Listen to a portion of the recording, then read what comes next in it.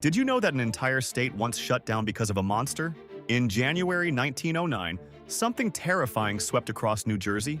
Thousands of people reported seeing the same impossible creature.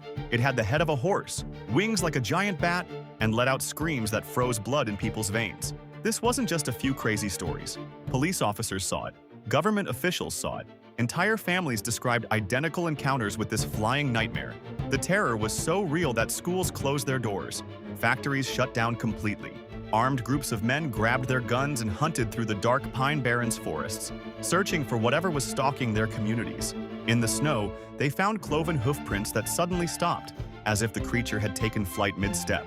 For one entire week, New Jersey lived in absolute fear. The creature was spotted multiple times over Philadelphia before it simply vanished into thin air. Despite hundreds of years of local folklore, nobody has ever explained what really happened during those 7 days of terror.